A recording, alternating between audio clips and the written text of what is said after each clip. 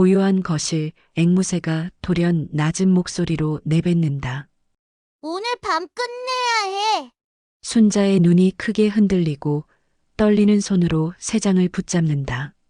무슨 소리 하는 거야? 누가 이런 말을? 순자는 숨을 몰아쉬며 가슴을 움켜쥐는데 누구나 가슴속에 묻어둔 이야기 하나쯤은 있지요. 그 사연을 꺼내요. 함께 나누는 공간, 여기는 날마다 사연입니다. 오늘은 또 어떤 사연이 우릴 기다릴까요?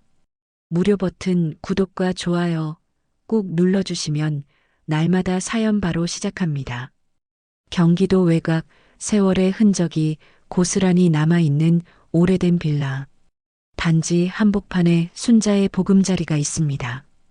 아침 햇살이 비스듬히 들어오는 작은 거실에서 73세의 순자는 오늘도 하루를 시작했습니다. 남편을 먼저 보내고 벌써 10년이 넘었지만 순자는 여전히 새벽이면 두 사람분의 차를 우려내는 습관을 버리지 못했습니다. 창가에 놓인 작은 탁자 위로 김이 모락모락 피어오르는 찻잔. 두 개가 나란히 놓여 있었습니다. 하나는 순자가 마실 것이고 다른 하나는 순자는 빈 찻잔을 바라보며 잠시 먼 곳을 응시했습니다.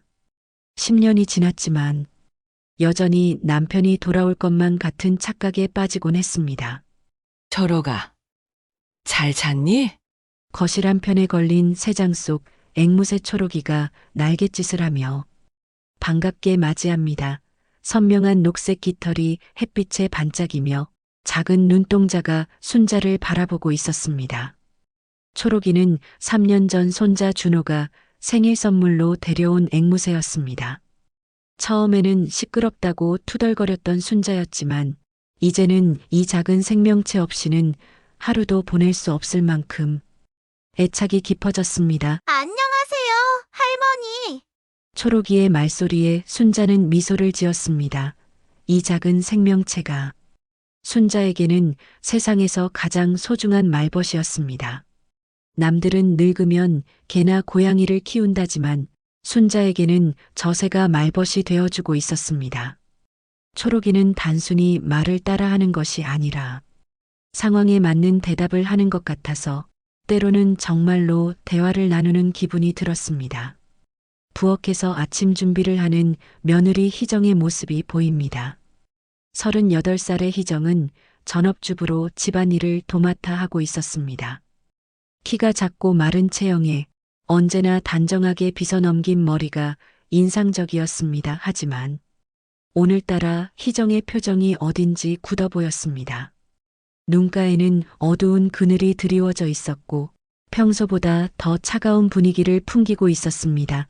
어머니, 아침 드세요. 희정이 상을 차리며 건조하게 말했습니다. 순자는 고개를 끄덕이며 식탁에 앉았지만 며느리의 차가운 어조가 마음에 걸렸습니다. 결혼 초기에는 그래도 따뜻했던 것 같은데 언제부터인가 희정은 의무적으로만 순자를 대하는 듯 했습니다. 밥상을 차릴 때도 빨래를 할 때도 모든 것이 기계적이고 감정이 없어 보였습니다. 순자는 조심스럽게 희정의 기색을 살폈습니다. 며느리의 손끝이 미세하게 떨리고 있었고 평소보다 훨씬 신경질적으로 보였습니다. 무언가 고민이 있는 것 같았지만 희정은 순자와 깊은 이야기를 나누려 하지 않았습니다. 민호는 오늘도 늦겠네요. 응. 요즘 회사 일이 많다고 하더라. 45살인 아들 민호는 중소기업에서 과장으로 일하고 있었습니다. 성실한 성격 탓에 회사에서 인정받고 있었지만 그만큼 집에 오는 시간이 늦어지는 일이 잦았습니다. 순자는 아들이 고생하는 모습을 보며 안쓰러웠지만 동시에 집안이 점점 삭막해지는 것 같아 걱정이 되었습니다. 아들이 바쁠수록 집안의 분위기는 더욱 차갑게 식어갔습니다. 아침을 먹는 동안 식탁 위에는 무거운 침묵이 흘렀습니다. 순자는 종종 희정에게 말을 걸어보려 했지만 며느리는 짧은 대답만 할 뿐이었습니다. 그런 모습을 지켜보던 순자의 마음에는 알 수 없는 서운함이 쌓여갔습니다. 할머니, 학교 가요. 12살 손자 준호가 가방을 메고 현관으로 향했습니다. 이 집의 유일한 활력소인 준호는 손자에게 큰 기쁨이었습니다. 아이의 밝은 웃음소리만이 이 집의 생기를 불어넣어 주었습니다. 준호는 할머니를 무척 따랐고 손자 역시 손자와 함께 있을 때만큼은 진심으로 행복해했습니다. 준호야, 조심히 다녀와. 점심은 뭐 먹고 싶어? 떡볶이요. 할머니가 만든 떡볶이가 제일 맛있어요. 아이의 대답에 손자는 환하게 웃었습니다. 하지만 희정은 여전히 무표정한 채로 설거지를 하고 있었습니다. 손자가 나간 후 집안은 다시 고요해졌습니다. 희정은 설거지를 하러 부엌으로 들어갔고 손자는 혼자 초록이와 마주 앉았습니다. 이런 시간이 되면 손자는 더욱 외로움을 느꼈습니다. 우리만 남았구나. 초록아. 혼자예요. 혼자. 초록이가 손자의 말을 따라했습니다. 앵무새의 말솜씨가 늘 때마다 손자는 신기해했습니다. 때로는 상황에 맞는 말을 하는 것 같아서 정말로 대화를 나누는 기분이 들기도 했습니다. 손자는 초록이에게 다가가 새장문을 열어주었습니다. 초록이는 손자의 어깨 위로 날아와 앉았고 손자는 새의 부드러운 깃털을 쓰다듬어 주었습니다. 초록아. 너만이라도 내 말을 들어주는구나. 들어줘요. 들어줘요. 초록이의 대답에 손자는 쓸쓸하게 웃었습니다. 며느리와의 관계는 날이 갈수록 어색해지고 아들은 바빠서 집에 있는 시간이 적었습니다. 이런 상황에서 초록이만이 손자의 유일한 위로였습니다. 오후가 되자 손자는 초록이와 함께 시간을 보냈습니다. 새에게 모이를 주고 물을 갈아주며 이런저런 이야기를 들려주었습니다. 젊었을 때 이야기, 남편과의 추억, 아들을 키우며 겪었던 일들까지 모든 것을 초록이에게 털어놓았습니다. 옛날에 말이야. 민호가 어렸을 때는 참 말썽꾸러기였단다. 하루는 개구리를 집에 가져와서 놓아줬는데 손자는 옛 추억에 잠겨 이야기를 계속했습니다. 초록이는 고개를 갸웃거리며 손자의 이야기를 듣고 있었습니다. 재미있어요. 초록이가 맞장구를 치자 손자는 더욱 신이 났습니다. 이런 순간만큼은 외로움을 잊을 수 있었습니다. 하지만 희정이 청소를 하며 지나갈 때마다 손자는 긴장했습니다. 며느리의 표정이 점점 어두워지는 것 같았고 무언가 고민에 빠진 듯 보였습니다. 전화벨이 울릴 때마다 희정은 재빨리 달려가서 목소리를 낮춰 통화를 했습니다. 저녁 무렵 민호가 돌아왔습니다. 피곤한 기색이 역력한 얼굴로 인사를 나누었지만 저녁을 먹는 동안에도 가족들 사이의 대화는 많지 않았습니다. 준호가 학교에서 있었던 일을 이야기할 때만 잠시 웃음소리가 들릴 뿐이었습니다. 아빠, 오늘 체육 시간에 축구했는데 제가 골 넣었어요. 정말? 우리 준호 축구 실력이 늘었나 보네. 민호는 아들의 이야기에 관심을 보였지만 희정은 여전히 조용했습니다. 손자는 이런 분위기가 답답했지만 무슨 말을 해야 할지 몰랐습니다. 밤이 되어 가족들이 각자의 방으로 들어간 후 손자는 거실에 홀로 남아 초록이를 바라보았습니다. 새장 안에서 잠들 준비를 하는 초록이의 모습이 평화로워 보였습니다. 너는 참 좋겠다. 걱정이 없어서. 걱정 없어요. 손자는 작은 한숨을 내쉬며 초록이의 새장에 천을 덮어주었습니다. 겉보기에는 평범해 보이는 3대 가족이었지만 손자의 마음 한구석에는 설명할 수 없는 불안감이 자리 잡고 있었습니다. 그 다음 날 저녁, 손자는 평소처럼 거실에서 초록이와 시간을 보내고 있었습니다. 희정은 부엌에서 설거지를 하고 있었고 민호는 아직 퇴근하지 않은 상태였습니다. 준호는 자신의 방에서 숙제를 하고 있어서 집안은 고요했습니다. 초록아. 오늘 하루는 어땠니? 손자가 새장 가까이 다가가서 말을 걸었을 때였습니다. 초록이가 갑자기 날개를 퍼덕이더니 이상한 말을 중얼거리기 시작했습니다. 오늘 밤 보험금 끝내야 해. 순자는 깜짝 놀라 초록이를 바라보았습니다. 지금까지 초록이가 했던 말들은 대부분 순자가 가르쳐 준 것이거나 가족들이 자주 사용하는 일상적인 표현들이었습니다. 하지만 방금 들은 말은 전혀 다른 종류였습니다. 보험금이라니, 끝내야 한다니, 이런 말을 언제 들었을까요? 순자는 심장이 두근거리는 것을 느꼈습니다. 앵무새는 들은 말을 그대로 따라하는 동물입니다. 그렇다면 초록이가 방금 한 말은 분명히 누군가로부터 들은 것이 틀림없었습니다. 초록아, 그 말을 어디서 들었니? 하지만 초록이는 고개만 갸웃거릴 뿐 대답하지 않았습니다. 대신 다시 한번 똑같은 말을 반복했습니다. 오늘 밤 보험금 끝내야 해. 순자는 온몸에 소름이 돋는 것을 느꼈습니다. 이상한 예감이 들기 시작했습니다. 보험금이라는 단어가 계속 머릿속을 맴돌았습니다. 혹시 자신과 관련된 이야기일까요? 순자는 몇 년 전 민호가 자신을 수익자로 해서 생명보험에 가입시켜준 것을 기억했습니다. 그때 부엌에서 희정의 목소리가 들려왔습니다. 전화를 받고 있는 듯 했는데 평소보다 목소리를 많이 낮추고 있었습니다. 네, 알겠습니다. 조금만 더 기다려주세요. 곧 정리될 거예요. 순자는 조용히 부엌 쪽으로 다가갔습니다. 희정은 구석에 서서 전화 통화를 계속하고 있었습니다. 빚 때문에 이러는 거 아시잖아요. 제발 조금만 더 이번 주 안에는 꼭. 희정의 목소리에서 절박함이 느껴졌습니다. 순자는 숨을 죽이고 더 들어보려 했지만 희정이 갑자기 뒤를 돌아보았습니다. 어머니. 물 좀 마시려고.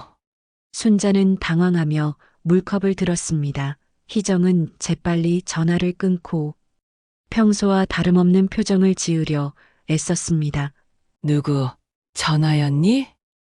그냥 친구 전화였어요. 하지만 희정의 목소리는 떨리고 있었고 얼굴도 창백해 보였습니다. 순자는 방금 들은 단어들을 떠올렸습니다. 빚, 정리, 그리고 초록이가 말한 보험금이라는 단어까지. 이 모든 것들이 우연의 일치일 수는 없었습니다. 순자는 거실로 돌아와서 다시 초록이를 바라보았습니다. 새는 여전히 새장 안에서 깃털을 다듬고 있었습니다. 초록아, 아까 그 말 정말 어디서 들었니? 보험금. 초록이가 다시 그 단어를 반복했습니다. 순자의 불안감은 점점 커져갔습니다. 혹시 자신이 모르는 사이에 무슨 일이 벌어지고 있는 것은 아닐까요? 그날 밤 민호가 퇴근해서 돌아왔습니다. 평소보다 더 피곤해 보이는 얼굴이었지만 순자는 용기를 내서 물어보기로 했습니다. 민호야, 우리 보험 혹시 무슨 문제라도 있니? 민호는 깜짝 놀란 표정을 지었습니다. 보험료? 왜 갑자기 보험 이야기를 하세요?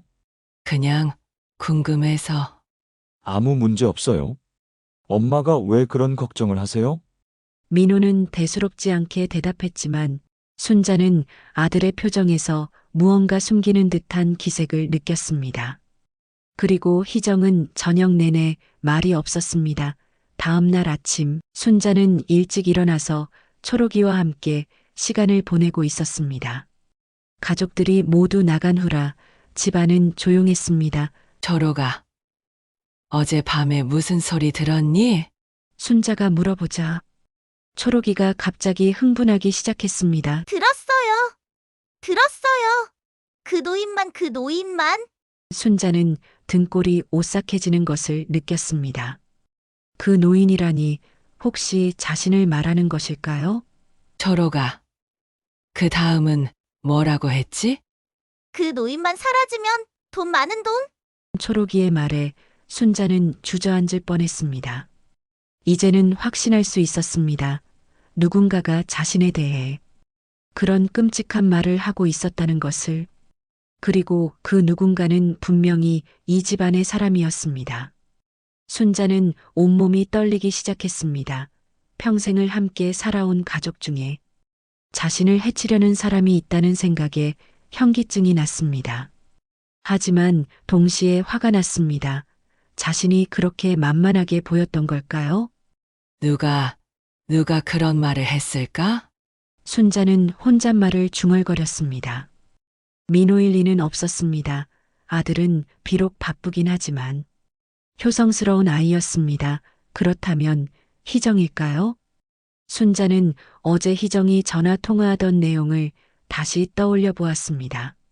빚 때문에 힘들어하는 모습, 절박한 목소리, 그리고 초록이가 들은 무서운 말들, 모든 퍼즐 조각들이 맞아떨어지기 시작했습니다. 그럴 리가 없어. 그럴 리가 없다고. 순자는 스스로를 다독였지만 마음 한구석의 의심은 지워지지 않았습니다. 한편으로는 며느리를 의심하는 자신이 밉기도 했습니다. 하지만 초록이의 말이 너무나 구체적이고 생생했습니다. 그날 오후 희정이 시장을 보러 나간 사이 순자는 집안을 살펴보기로 했습니다. 혹시 무언가 단서가 있을지도 모른다는 생각에서였습니다. 희정의 방을 조심스럽게 들여다보니 책상 위에 여러 장의 청구서들이 놓여 있었습니다. 카드 대금, 대출 이자, 각종 공과금 생각보다 많은 빚이 있는 것 같았습니다. 순자는 가슴이 답답해졌습니다.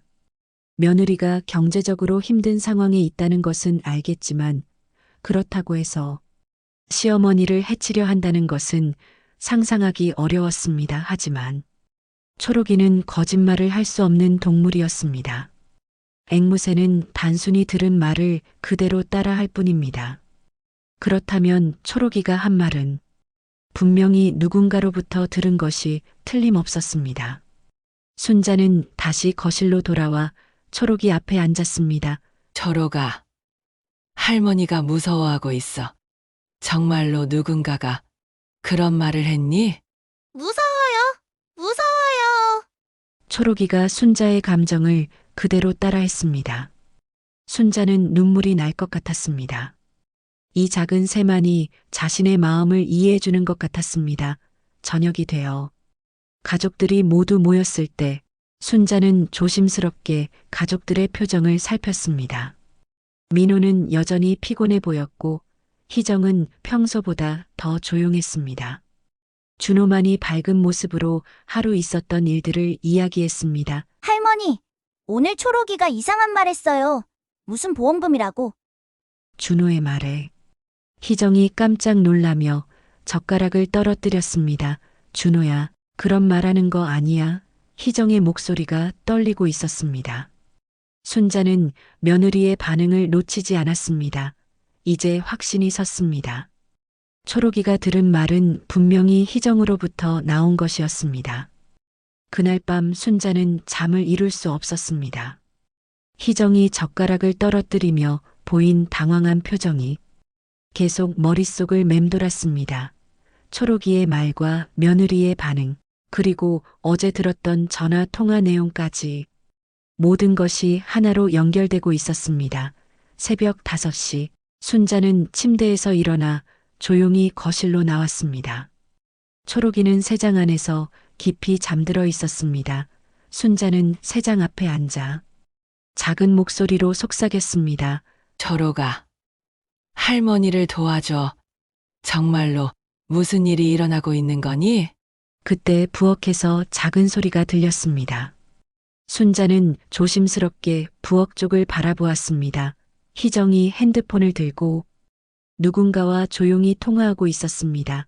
네, 이번 주 안에는 꼭 어머니가 의심하기 시작한 것 같아요. 새가 자꾸 이상한 말을 해서 순자는 숨을 죽이고 더 자세히 들어보려 했습니다. 아니에요. 아직 들키지는 않았어요. 하지만 조심해야 할 것 같아요. 그 앵무새가 문제예요. 우리 대화를 다 듣고 있었나 봐요. 순자의 심장이 쿵쾅거리기 시작했습니다. 이제 확신할 수 있었습니다. 희정이 정말로 자신에 대해 무슨 계획을 세우고 있었던 것입니다. 네, 알겠습니다. 며칠만 더 네, 조심스럽게 할게요. 희정이 전화를 끊고 부엌에서 나오려는 기척이 들리자 순자는 재빨리 거실 소파에 앉아 자연스러운 척했습니다. 어머니, 이렇게 일찍 일어나셨네요. 희정이 깜짝 놀란 표정으로 말했습니다. 잠이 안 와서 너도 일찍 일어났구나. 네, 좀 답답해서요.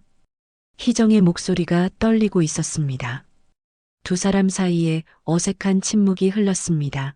그날 아침 가족들이 모두 나간 후 순자는 초록이에게 다가갔습니다. 초록아, 어젯밤에도 뭔가 들었니? 초록이가 갑자기 날개를 퍼덕이며 흥분하기 시작했습니다. 앵무새가 문제. 앵무새가 문제.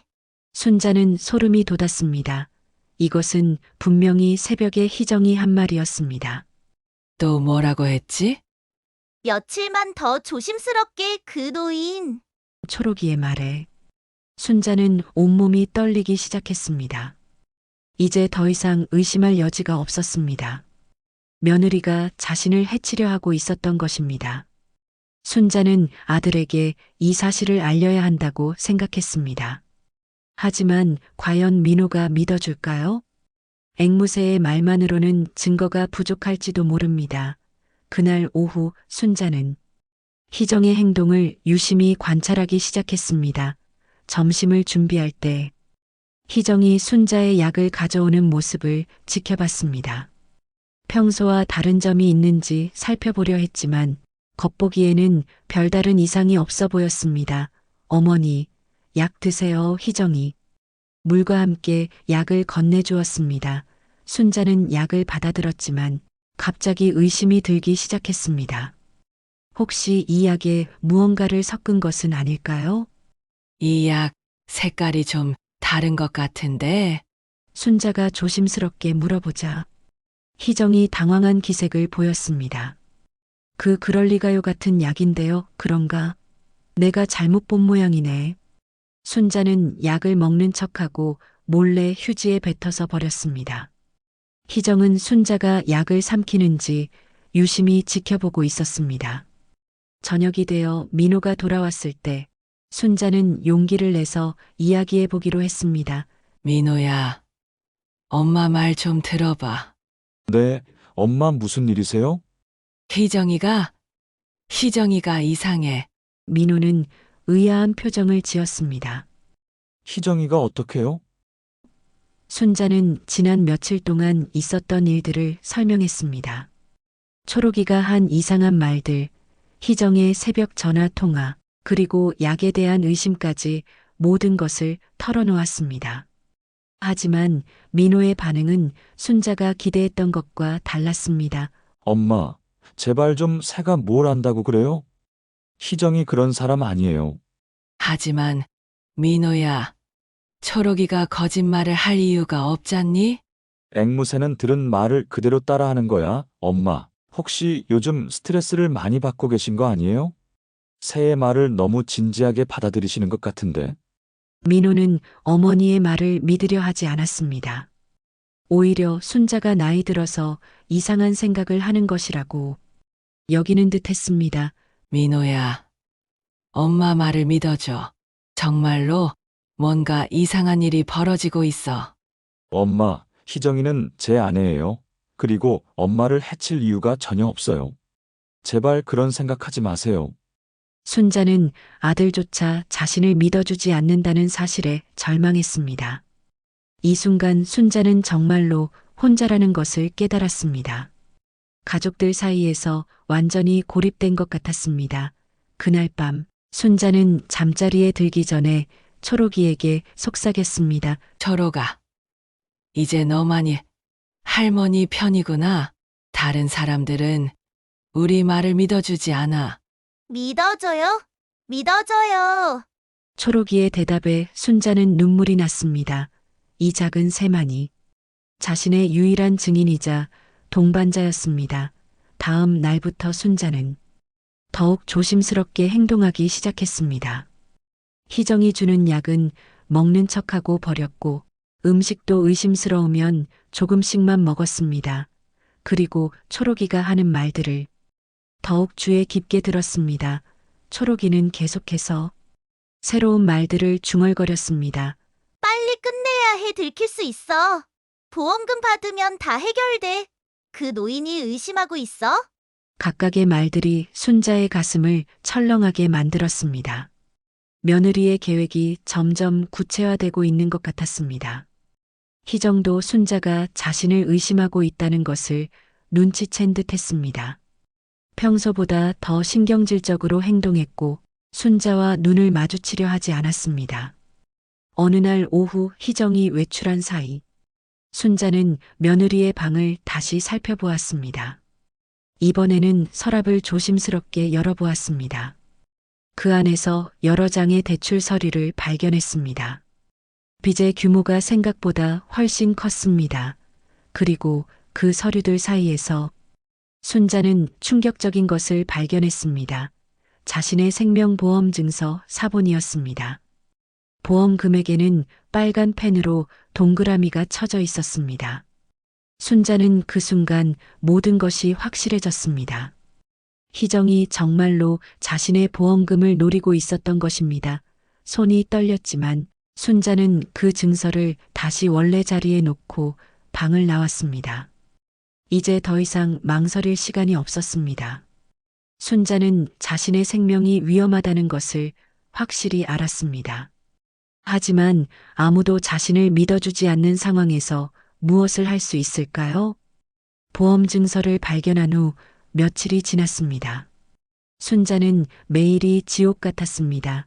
희정의 모든 행동이 의심스러워 보였고 밤마다 잠을 이루지 못했습니다. 그런데 더욱 무서운 것은 희정의 태도가 점점 더 공격적으로 변하고 있다는 것이었습니다. 어머니, 왜 약을 안 드세요? 희정이 순자 앞에서 팔짱을 끼고 서 있었습니다. 목소리에는 평소와 다른 날카로운 기운이 담겨 있었습니다. 배가 좀 아파서 나중에 먹을게. 지금 드셔야 해요. 혈압약은 정해진 시간에 드셔야 한다고. 의사 선생님이 그러셨잖아요. 희정이 약봉지를 순자 앞으로 밀어냈습니다. 순자는 희정의 눈빛에서 이상한 집착을 느꼈습니다. 마치 자신이 약을 먹는 것을 확인하지 않으면 안 되는 것처럼 보였습니다. 희정아, 내가 언제 약을 안 먹었다고. 요즘 계속 안 드시잖아요. 어머니가 약 안 드시면 큰일 나요. 희정의 목소리가 점점 높아졌습니다. 순자는 어쩔 수 없이 약을 입에 넣고 물을 마시는 척했습니다. 하지만 희정은 순자가 정말로 삼키는지 확인하려는 듯 계속 지켜보고 있었습니다. 삼키세요. 뭐? 약을 삼키라고요. 아직 입안에 있잖아요. 순자는 소름이 돋았습니다. 희정이 이렇게까지 자신을 감시하고 있었다니 할 수 없이 순자는 약을 삼켰습니다. 그 순간 희정의 입가에 미묘한 미소가 스쳤습니다. 그날 오후 순자는 속이 메스껍고 어지러운 증상을 느꼈습니다. 평소에 먹던 약과 뭔가 다른 것 같았습니다. 초록이 앞에 앉아서 괴로운 마음을 털어놓았습니다. 철호가, 할머니가 정말 위험한 것 같아. 어떻게 해야 할까? 초록이가 갑자기 소리를 지르기 시작했습니다. 위험해요. 위험해요. 약에 철호가, 약에 뭐가 들어있다고? 독 섞었어요. 순자는 온몸이 얼어붙는 것을 느꼈습니다. 초록이의 말이 사실이라면 희정이 정말로 자신의 약에 독을 섞고 있었던 것입니다. 그때 현관문이 열리는 소리가 들렸습니다. 준호가 학교에서 돌아온 것 같았습니다. 할머니, 저 왔어요. 준호가 밝은 목소리로 인사하며 거실로 들어왔습니다. 하지만 초록이를 보더니 깜짝 놀란 표정을 지었습니다. 할머니, 초록이가 왜 이렇게 소리쳐요? 독, 약에 섞었어. 초록이가 계속 같은 말을 반복하자 준호는 고개를 갸우뚱했습니다. 할머니, 초록이가 무슨 말을 하는 거예요? 독이라니 순자는 어린 손자에게 이런 무서운 이야기를 들려주고 싶지 않았지만 다른 방법이 없었습니다. 준호야, 할머니 말 좀 들어봐. 엄마가 할머니에게 나쁜 짓을 하려고 하는 것 같아. 준호는 놀란 표정을 지었습니다. 할머니, 그게 무슨 말이에요? 엄마가 할머니한테요? 엄마가 왜? 초록이가 들은 말이야. 앵무새는 거짓말을 못 하잖니? 준호는 초록이를 바라보더니 조심스럽게 물었습니다. 초로가 정말 그런 말 들었어? 들었어요. 그 노인만 사라지면 요 보험금 봐요. 독 섞었어요. 써요. 준호의 얼굴이 창백해졌습니다. 12살이지만 영리한 아이였기 때문에 상황의 심각성을 어느 정도 이해할 수 있었습니다. 할머니, 정말 엄마가 그런 말을 했어요? 순자는 고개를 끄덕였습니다. 준호는 충격받은 듯 한참 동안 말을 하지 못했습니다. 그때 희정이 부엌에서 나와서 거실로 들어왔습니다.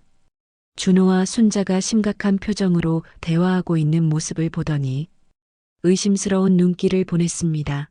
준호야, 할머니랑 무슨 이야기하고 있었니? 아무것도 아니에요. 준호가 당황하며 대답했지만 희정은 뭔가 이상하다는 것을 눈치챈 듯 했습니다. 초록이가 또 이상한 말 했구나. 요즘 너무 시끄러워. 희정이 세 장을 바라보며 짜증스럽게 말했습니다. 이세, 정말 문제야. 자꾸 이상한 소리만 내고. 엄마, 초록이가 뭘 잘못했어요? 준호가 초록이를 감싸며 말했습니다. 아무것도 안 했어. 그냥 시끄러워서. 하지만 희정의 표정에는 초록이에 대한 적대감이 역력했습니다. 순자는 희정이 초록이를 해칠지도 모른다는 생각에 불안해졌습니다. 그날 저녁 민호가 돌아왔을 때 집안 분위기는 이전과 완전히 달랐습니다. 준호는 계속 엄마를 의심스러운 눈길로 바라봤고 희정은 그런 시선을 의식해서인지 더욱 신경질적이었습니다. 준호야, 밥 먹어. 희정이 아들에게 밥을 떠주려 하자 준호가 뒤로 물러섰습니다. 저는 할머니 옆에 앉을래요. 왜? 평소에는 엄마 옆에 앉았으면서. 그냥요. 준호의 이상한 행동에 민호도 의아해했습니다. 준호야, 무슨 일 있었니? 준호는 아빠를 바라보더니 주저하며 입을 열었습니다. 아빠, 초록이가 이상한 말을 해요. 무슨 말? 엄마가 할머니한테. 준호가 말을 잇지 못하자 희정이 갑자기 화를 냈습니다. 또 그 새 때문에. 정말 미치겠어. 그 새가 온 집안을 난장판으로 만들고 있잖아. 희정의 갑작스러운 폭발에 모든 사람들이 놀랐습니다. 평소 차분했던 희정이 이렇게 감정을 드러내는 것은 처음이었습니다. 여보, 진정에 무슨 일인데 이렇게? 진정하라고요? 그 새 때문에. 우리 집이 엉망이 되고 있는데. 희정이 초록이를 향해 손가락질하며 소리쳤습니다. 초록이는 무서워서인지 세장 구석으로 움츠러들었습니다. 엄마, 초록이가 뭘 잘못했다고 그래요. 준호가 울먹이며 초록이를 감쌌습니다. 잘못한 게 아니라 자꾸 이상한 말을 해서 할머니가 오해를 하시잖아. 희정의 목소리가 점점 높아졌습니다. 순자는 이제 확신했습니다. 희정이 초록이를 없애버리려 한다는 것을. 희정아, 너 지금 뭐 하는 거야?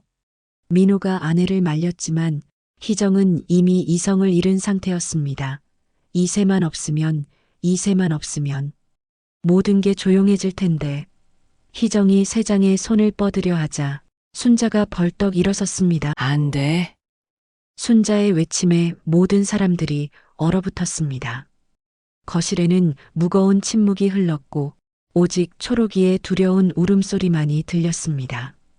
그날 밤의 폭발적인 상황 이후 집안 분위기는 완전히 얼어붙었습니다. 희정은 자신이 너무 감정적으로 행동했다는 것을 깨달았는지 며칠 동안 조용했습니다. 하지만 순자에게는 오히려 그것이 더 무서웠습니다. 폭풍 전의 고요처럼 느껴졌기 때문입니다. 순자는 매일 초록이와 함께 시간을 보내며 불안한 마음을 달랬습니다. 초록이만이 이 집에서 순자를 진정으로 이해해주는 존재였습니다. 새는 여전히 위험을 알리는 말들을 중얼거렸고 순자는 그 모든 말을 놓치지 않으려 애썼습니다. 할머니 조심해요. 위험해요. 초록이가 작은 목소리로 속삭이듯 말했습니다.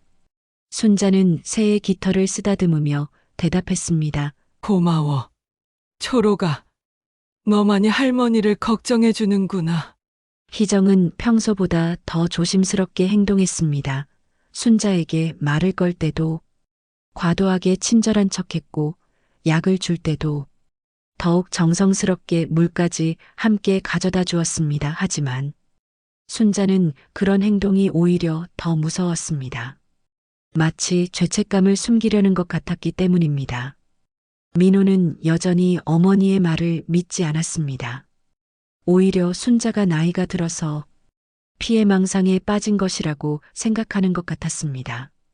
가끔 순자를 걱정스럽게 바라보는 눈빛에서 그런 마음을 읽을 수 있었습니다. 엄마, 요즘 많이 힘드시죠? 병원에 한번 가보시는 게 어떨까요? 병원은 왜? 그냥 건강검진도 받을 겸. 순자는 아들이 자신의 정신 상태를 의심하고 있다는 것을 알 수 있었습니다. 그래서 더욱 조심스럽게 행동해야 했습니다. 혹시라도 정신병원에 보내려 할까봐 두려웠습니다. 준호만이 할머니 편에서 서 있었습니다. 12살의 아이지만 상황의 심각성을 어느 정도 이해하고 있었습니다. 초록이의 말을 직접 들었기 때문에 할머니의 말을 의심하지 않았습니다. 할머니, 저도 무서워요. 엄마가 정말 그런 생각을 하고 있는 걸까요? 준호야, 너무 걱정하지 마. 할머니가 조심할게. 하지만 순자 자신도 어떻게 해야 할지 막막했습니다. 경찰에 신고하자니 증거가 부족했고 가족들에게 말하자니 아무도 믿어주지 않았습니다. 일주일이 지난 어느 비 오는 저녁, 순자는 화장실에 다녀오는 길에 희정의 목소리를 들었습니다. 며느리는 자신의 방에서 누군가와 전화 통화를 하고 있었습니다. 순자는 문틈으로 조심스럽게 들어보았습니다. 네, 알고 있어요. 하지만 그새 때문에 자꾸 들켜요. 준호까지 의심하기 시작했어요. 희정의 목소리가 떨리고 있었습니다. 순자는 숨을 죽이고 더 자세히 들어보려 했습니다. 빚쟁이들이 어제도 왔어요. 이번 주 안에 돈을 갚지 않으면 남편한테 다 말하겠다고 협박했어요. 순자는 희정이 남편 몰래 빚을 지고 있었다는 사실을 알았습니다. 그래서 더욱 절박했던 것입니다. 조금만 더 버티면 돼요. 어머니 보험금만 나오면 다 갚을 수 있다니까요. 순자는 그 순간 온몸에 소름이 돋았습니다. 이제 더 이상 의심할 여지가 없었습니다. 희정이 정말로 자신의 보험금을 노리고 있었던 것입니다. 네, 이번 주 안에 반드시 이번 주 안에 끝낼게요. 더 이상 미룰 수 없어요. 남편이 알기 전에 희정의 목소리에서 절박함과 동시에 무서운 결의가 느껴졌습니다. 순자는 다리가 후들거려서 벽에 기댈 수밖에 없었습니다. 약으로는 너무 오래 걸려요. 다른 방법을 내 사고처럼 보이게 해야 해요. 순자는 심장이 멎을 것 같았습니다. 희정이 자신을 사고사로 위장해서 죽이려 한다는 뜻이었습니다. 그때 희정이 갑자기 방문을 열었습니다. 어머니. 희정은 문 앞에 서 있는 순자를 보고 깜짝 놀란 표정을 지었습니다. 하지만 곧 그 놀람은 차가운 적대감으로 바뀌었습니다. 아, 화장실 다녀오는 길이었는데.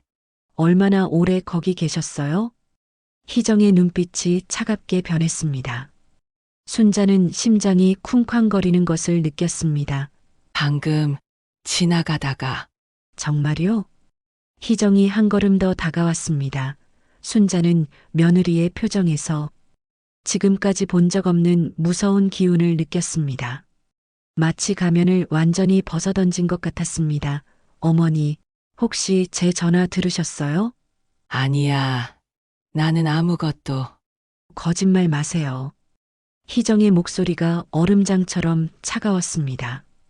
순자는 이 순간 정말로 위험하다는 것을 직감했습니다. 복도에는 둘뿐이었고 다른 가족들은 모두 자신의 방에 있었습니다. 어머니, 이제 그만하세요. 저도 더 이상 참을 수 없어요. 희정이 순자에게 천천히 다가왔습니다. 순자는 뒤로 물러서려 했지만 벽에 막혀서 더 이상 갈 곳이 없었습니다. 어머니가 계속 저를 의심하시고 준호까지 저를 이상하게 보고 이 모든 게 그새 때문이에요. 희정의 눈에서 광기 어린 빛이 번뜩였습니다. 순자는 이제 정말로 목숨이 위험하다는 것을 느꼈습니다. 희정아, 진정해. 진정하라고요? 제가 얼마나 힘든지 아세요?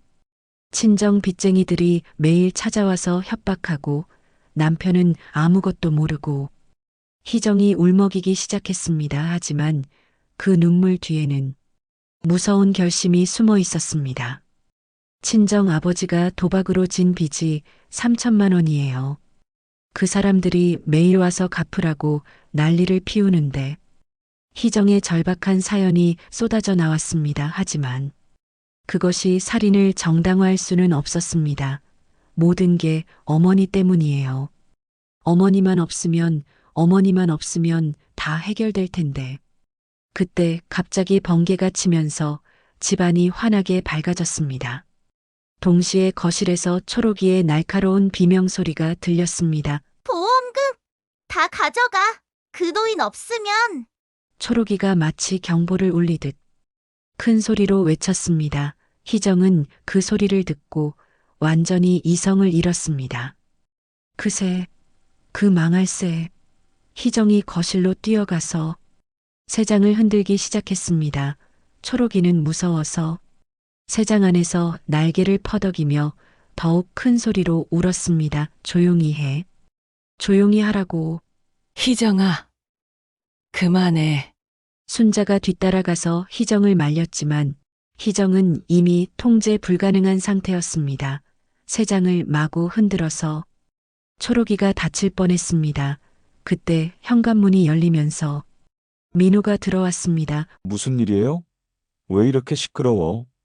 민호는 아내가 새장을 흔들고 있는 모습을 보고 깜짝 놀랐습니다.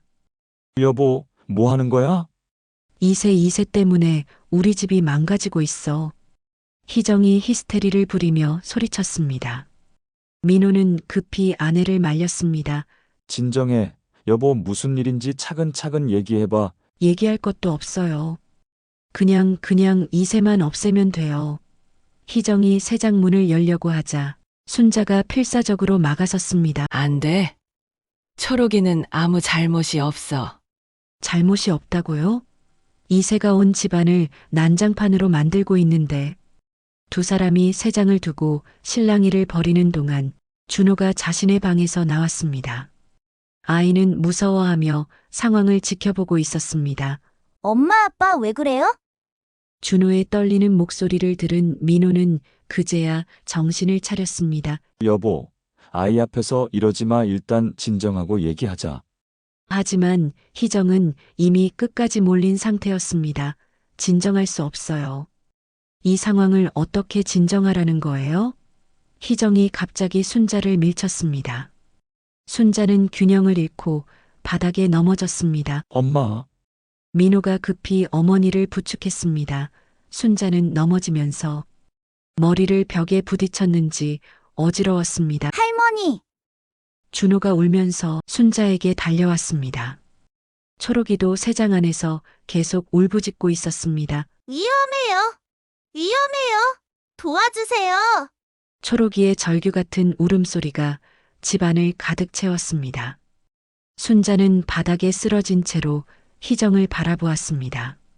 며느리의 얼굴에는 이제 어떤 가면도 벗어던진 채 적나라한 저기가 드러나 있었습니다. 이제 끝이에요. 희정이 작은 목소리로 중얼거렸습니다. 그 순간 순자는 알았습니다. 정말로 끝이 다가오고 있다는 것을 번개가 다시 한번 번쩍이면서 집안을 환하게 비췄습니다. 그 찰나의 순간 순자는 희정의 눈에서 더 이상 며느리가 아닌 완전히 다른 사람의 모습을 보았습니다. 의식이 희미해지기 시작하면서 순자의 마지막 생각은 초록이었습니다. 그 작은 새가 마지막까지 자신을 지키려 했다는 것이었습니다. 초록아, 고마워. 순자가 속삭이듯 말하고 의식을 잃었습니다. 거실에는 초록이의 울음소리와 준호의 흐느낌만이 남았습니다. 병원 침대에서 눈을 뜬 순자는 처음에 자신이 어디에 있는지 알 수 없었습니다. 하얀 천장과 소독약 냄새, 그리고 귓가에 들리는 기계음이 여기가 병원이라는 것을 알려주었습니다. 머리가 지끈거렸고 온몸이 무겁게 느껴졌습니다. 엄마, 깨어나셨어요? 민호의 목소리가 들렸습니다. 순자는 천천히 고개를 돌려 아들을 바라보았습니다. 민호의 얼굴에는 걱정과 안도가 뒤섞여 있었습니다. 여기가 어디니? 병원이에요. 엄마가 쓰러지셔서. 그때 지난밤의 일들이 물밀듯 밀려왔습니다. 희정과의 대치, 새 장을 두고 버린 신랑이, 그리고 바닥에 넘어지면서 머리를 부딪혔던 일까지 모든 것이 생생하게 기억났습니다. 초록이는 어떻게 됐니? 괜찮아요. 준호가 잘 돌보고 있어요. 순자는 안도의 한숨을 내쉬었습니다. 그때 문이 열리면서 의사가 들어왔습니다. 의식을 되찾으셨군요. 다행입니다. 뇌진탕은 없고 단순히 충격으로 기절하신 것 같습니다. 의사는 순자의 상태를 확인한 후 민호와 잠깐 이야기를 나눴습니다. 순자는 그들의 대화를 들으며 복잡한 마음이 들었습니다. 어머니가 요즘 스트레스를 많이 받고 계신 것 같네요. 정신적인 안정이 필요할 것 같습니다. 의사의 말에 순자는 가슴이 답답해졌습니다. 자신이 정신적으로 문제가 있다고 생각하는 것 같았습니다. 의사가 나간 후 민호는 침대 옆 의자에 앉아서 어머니를 바라보았습니다. 엄마, 솔직히 말씀해 주세요. 정말로 희정이가 엄마를 해치려 한다고 생각하세요? 순자는 아들의 진지한 표정을 보며 마음이 무거워졌습니다. 이제 와서 모든 것을 설명해야 할까요? 민호야, 엄마 말을 한 번만 믿어줄 수 있니? 엄마, 희정이가 엄마 보험금을 노리고 있어 빚 때문에 절박한 상황이야. 민호는 고개를 저었습니다. 엄마, 그럴 리가 없어요. 희정이는 그런 사람이 아니에요. 그럼 어젯밤 왜 그렇게 행동했겠니? 초록이를 그렇게 미워하는 이유가 뭐겠어? 민호는 잠깐 침묵했습니다. 어머니의 말에 일리가 있다는 것을 느꼈지만 여전히 믿기 어려웠습니다. 엄마가 쓰러진 후에 희정이가 많이 울었어요. 정말로 걱정했어요. 그건 양심의 가책 때문이야. 순자의 확신에 찬 목소리에 민호는 혼란스러웠습니다. 평생을 함께 산 어머니가 거짓말을 할 리는 없었지만 아내를 의심한다는 것도 쉽지 않았습니다. 그때 병실 문이 열리고 준호가 들어왔습니다. 할머니, 준호는 울먹이며 순자에게 달려왔습니다. 순자는 손자를 안아주며 마음이 따뜻해졌습니다. 준호야, 할머니 걱정 많이 했지? 내 할머니가 안 깨어날까봐. 무서웠어요. 괜찮다. 할머니는 괜찮아. 준호는 주변을 둘러본 후 아빠에게 다가가서 작은 목소리로 속삭였습니다. 아빠, 엄마가 이상해요. 뭐가? 할머니가 쓰러진 후에 계속 전화하면서 울고, 그리고 초록이를 다른 곳으로 옮기자고 해요. 민호는 아들의 말에 깜짝 놀랐습니다. 초록이를 왜? 모르겠어요. 그냥 시끄럽다고. 순자는 준호의 말을 들으며 불안해졌습니다. 희정이 초록이를 해칠 생각인 것 같았습니다. 민호야, 제발 초록이를 지켜줘. 희정이가 새를 해칠지도 몰라. 엄마, 그런 말씀 마세요. 민호야, 엄마가 거짓말하는 것 같니? 왜 엄마 말을 믿지 않는 거야? 순자의 간절한 호소에 민호는 마음이 흔들렸습니다. 어머니가 이렇게까지 말씀하시는데 아무 이유가 없을 리는 없었습니다. 알겠어요. 초록이는 제가 지키겠습니다. 그날 오후 순자는 퇴원했습니다. 집에 돌아오니 희정이 반갑게 맞이했지만 순자에게는 모든 것이 가식으로 보였습니다. 어머니, 괜찮으세요? 정말 걱정했어요. 고마워. 순자는 짧게 대답하고 거실로 향했습니다.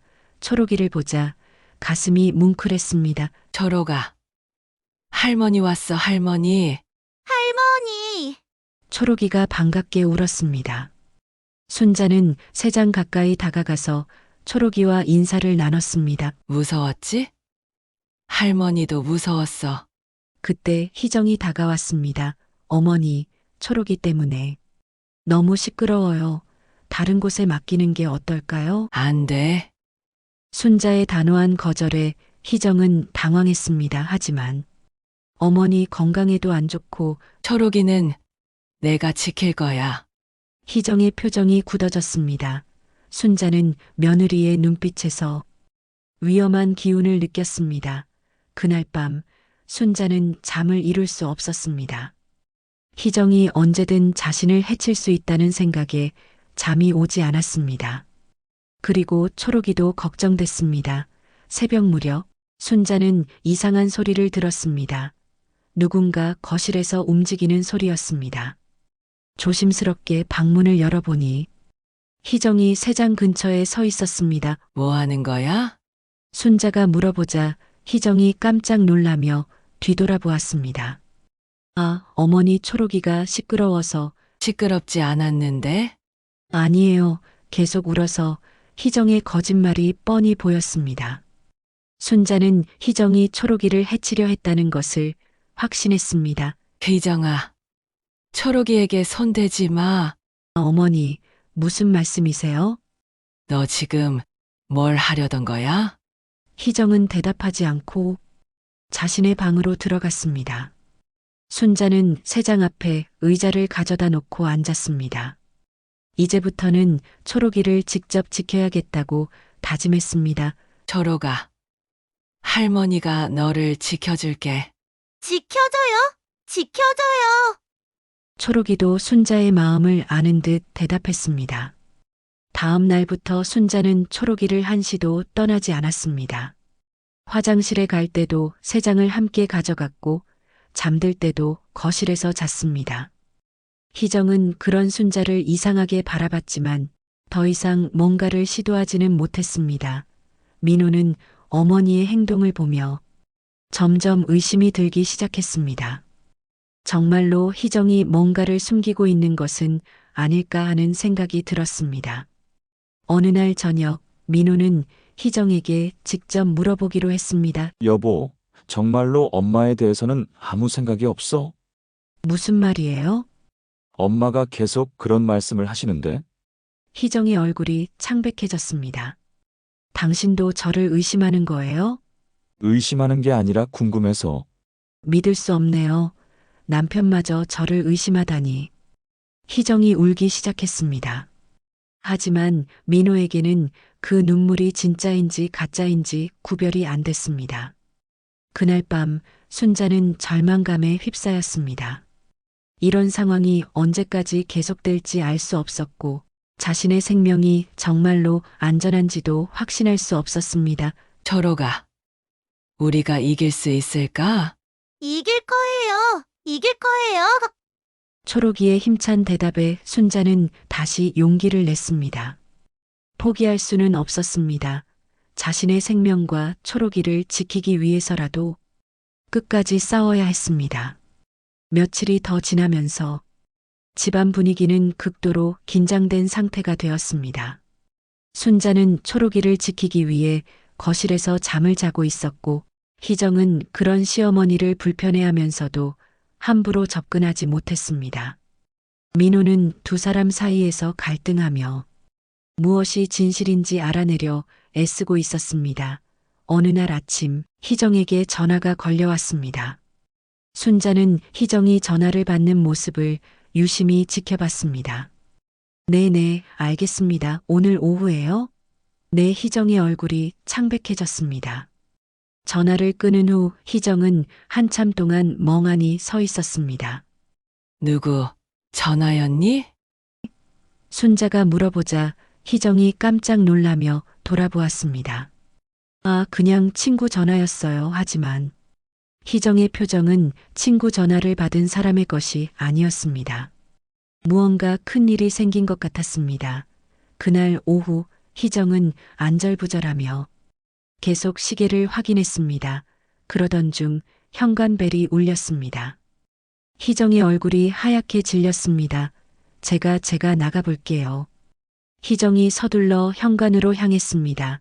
순자는 초록이와 함께 조용히 문 쪽으로 다가가서 들어보려 했습니다. 희정 씨 맞죠? 약속 시간이에요. 낯선 남자의 목소리가 들렸습니다. 목소리가 차갑고 위협적이었습니다. 네, 하지만 아직 돈이 그런 말 듣고 싶지 않아요. 오늘까지라고 했잖아요. 조금만 더 시간은 이미 충분히 줬어요. 이제는 다른 방법을 써야겠네요. 순자는 희정이 위험한 사람들과 엮여 있다는 것을 알 수 있었습니다. 빚쟁이들이 온 것 같았습니다. 남편분께 얘기하는 건 어때요? 아니면 회사에 안 돼요.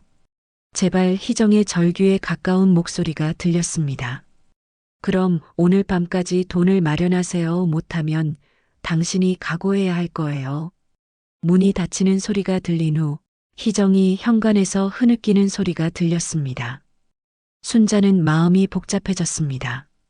며느리가 정말로 절박한 상황에 있다는 것을 알 수 있었지만 그렇다고 해서 자신을 해치려 하는 것을 용서할 수는 없었습니다. 희정이 거실로 돌아왔을 때 그녀의 얼굴은 완전히 절망에 빠져 있었습니다. 희정아, 무슨 일이니? 순자가 걱정스럽게 물어보자 희정은 순자를 바라보며 이상한 빛을 띤 미소를 지었습니다. 어머니, 정말 죄송해요. 뭐가? 이제 정말 선택의 여지가 없어요. 희정의 말에 순자는 소름이 돋았습니다.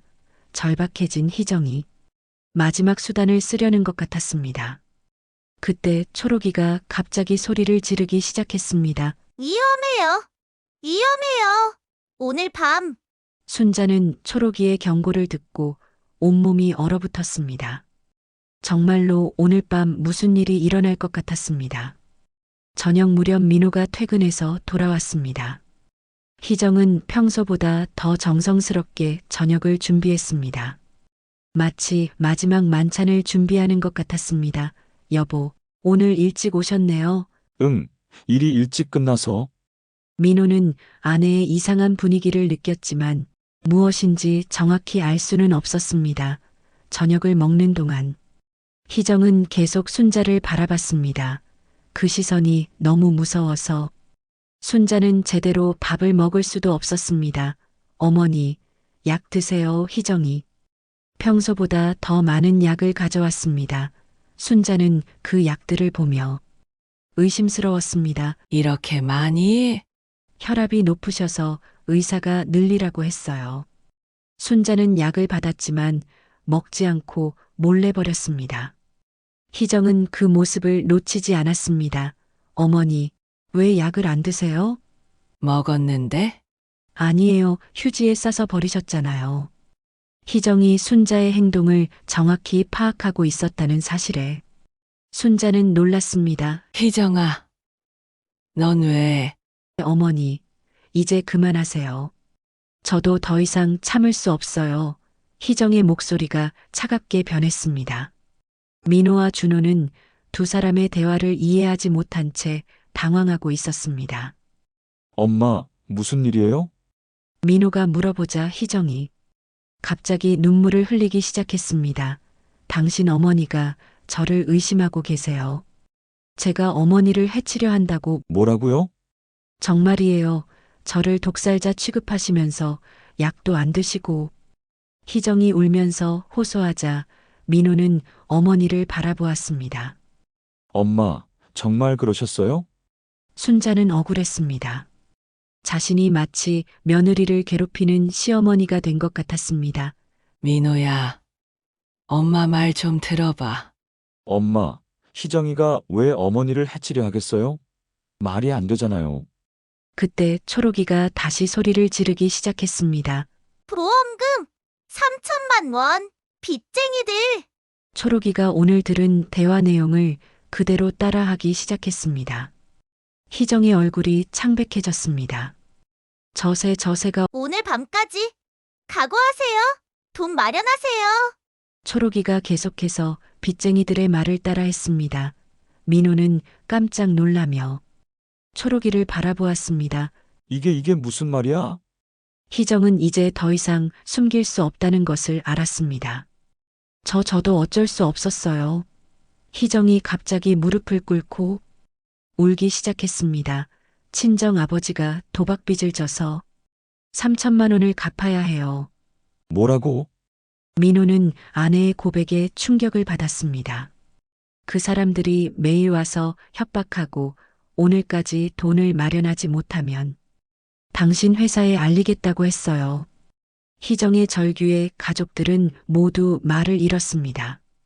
그래서 어머니 보험금을 희정이 마침내 진실을 털어놓았습니다. 순자는 자신의 의심이 맞았다는 것을 확인했지만 마음이 편하지 않았습니다. 여보, 정말 그런 생각을 했어? 민호의 목소리가 떨리고 있었습니다. 저도 어쩔 수 없었어요. 다른 방법이 없었어요. 어쩔 수 없었다고? 엄마의 생명을 담보로 한 게 그 이유야? 민호가 분노하며 소리쳤습니다. 준호는 무서워서 할머니에게 붙어 있었습니다. 그때 초록이가 마지막으로 외쳤습니다. 거짓말.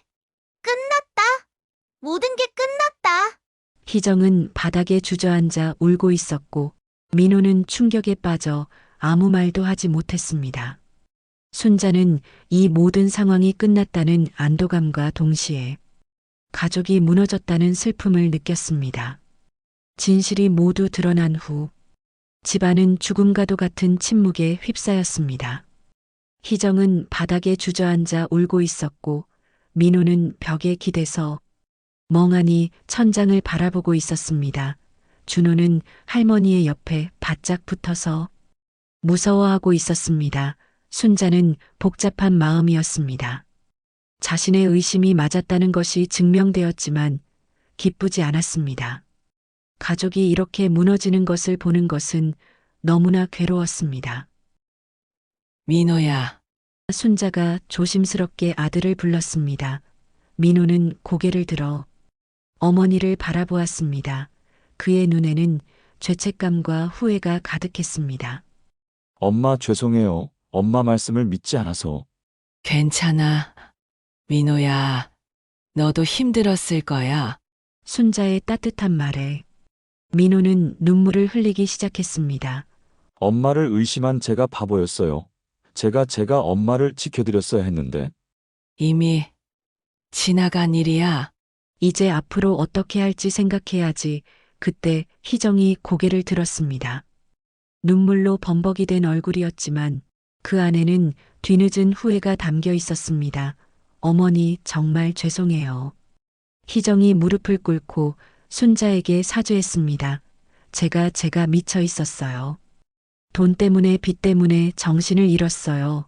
순자는 며느리를 내려다보며 마음이 복잡했습니다. 분노도 있었지만 동시에 연민도 느껴졌습니다. 희정아, 일어나.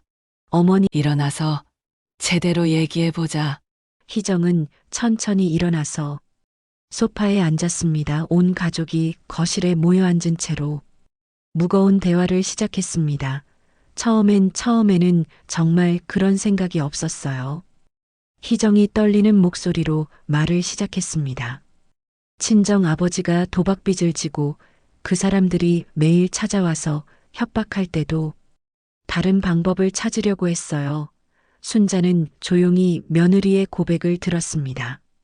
하지만 시간이 갈수록 상황은 더 나빠졌고 그 사람들의 협박도 점점 심해졌어요. 희정의 목소리가 점점 작아졌습니다. 그때 우연히 어머니 보험 증서를 보게 됐어요. 보험 금액을 보고 나쁜 생각이 들기 시작했어요. 민호는 아내의 고백을 들으며 주먹을 꽉 쥐었습니다. 처음에는 그냥 상상만 했어요. 하지만 시간이 갈수록 점점 진짜로 그런 생각을 하게 됐어요. 그래서 약에다가 순자가 물어보자 희정이 고개를 끄덕였습니다. 수면제를 조금씩 섞었어요. 많이는 아니고 그냥 아프시게 만들려고. 희정아, 민호가 충격을 받으며 소리쳤습니다. 하지만 어머니가 눈치채시고 초록이까지 그런 말들을 하니까 점점 더 절망적이 됐어요. 희정은 계속 울면서 이야기를 계속했습니다. 오늘 그 사람들이 와서 마지막 통보를 했어요. 오늘 밤까지 돈을 갚지 못하면 남편 회사에 가서 소문을 내겠다고. 민호는 아내가 이런 고통을 혼자 겪고 있었다는 사실을 몰랐던 자신을 자책했습니다. 왜 나한테 말하지 않았어? 어떻게 말해요? 친정 아버지 도박빚을 당신한테 어떻게 말해요? 희정의 절규에 가족들은 모두 말을 잃었습니다. 그때 순자가 입을 열었습니다. 희정아, 그래도 사람 목숨을 가지고 그럴 수는 없는 거야. 알아요. 지금 생각해보니 정말 미친 짓이었어요. 희정이 다시 눈물을 흘렸습니다. 어머니, 정말 죄송해요. 용서해달라는 말은 차마 할 수가 없어요. 순자는 한참 동안 생각에 잠겼습니다. 분노와 배신감, 그리고 동시에 가족에 대한 애정이 복잡하게 얽혀 있었습니다. 민호야, 넌 어떻게 생각하니? 민호는 어머니의 질문에 망설였습니다. 엄마, 저는 모르겠어요. 그럼 경찰에 신고해야 하는 건가? 순자의 말에 희정이 고개를 들었습니다. 신고하세요. 제가 잘못했어요. 하지만 순자는 쉽게 결정할 수 없었습니다. 희정을 경찰에 신고하면 민호와 준호에게도 큰 상처가 될 것이었습니다. 준호야, 너는 어떻게 생각하니? 할머니의 질문에 준호는 울먹이며 대답했습니다. 할머니, 저는 할머니가 무사해서 다행이에요. 아이의 순수한 대답에 모든 사람들이 마음이 무거워졌습니다. 그때 초록이가 조용히 말했습니다. 괜찮아요, 괜찮아요. 마치 이 상황을 위로하듯 하는 초록이의 말에 순자는 결심을 했습니다. 희정아, 경찰 신고는 하지 않을게. 어머니, 대신 조건이 있어. 순자가 단호하게 말했습니다. 첫째, 친정 문제는 민호와 함께 해결해. 혼자 끙끙 앓지 말고. 민호가 고개를 끄덕였습니다. 둘째, 다시는 이런 생각하지 마. 어떤 일이 있어도. 네네, 어머니. 셋째, 초록이에게 사과해. 그 작은 생명체가 우리 가족을 구해줬어. 희정은 새장으로 다가가서 초록이에게 고개를 숙였습니다. 초록아, 미안해. 그리고 고마워. 고마워요. 고마워요. 초록이가 밝게 대답했습니다. 몇 개월이 지났습니다. 민호는 희정과 함께 친정의 빚 문제를 해결했습니다. 쉽지 않은 일이었지만 가족이 힘을 합쳐서 조금씩 해결해 나갔습니다. 희정은 완전히 달라진 사람이 되었습니다. 순자에게 진심으로 감사하며 효성을 다했습니다. 때로는 과거의 일로 괴로워했지만 가족들의 도움으로 조금씩 회복해 나갔습니다.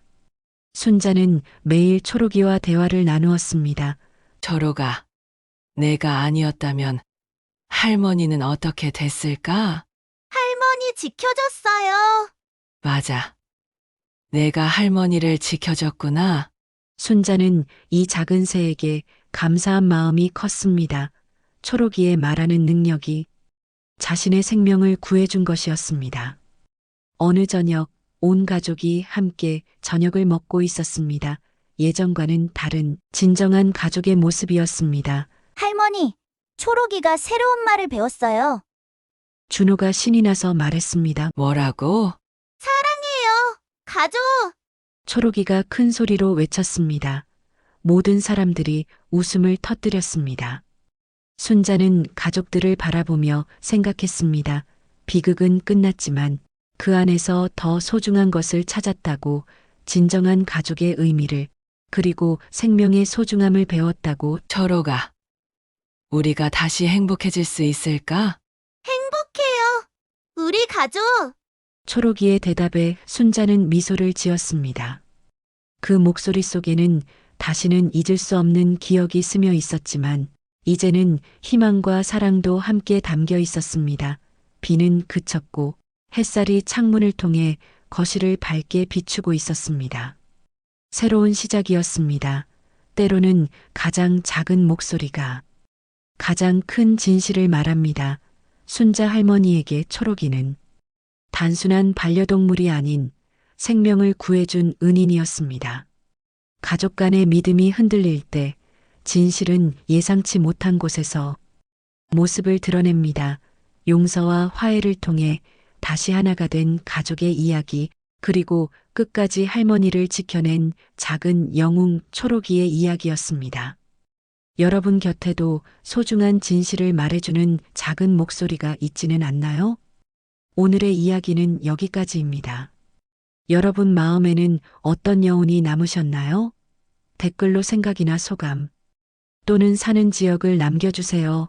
소통의 장이 되어 더 깊은 공감으로 이어질 것입니다. 구독과 좋아요로 응원해 주시면 내일도 변함없이 찾아뵙겠습니다.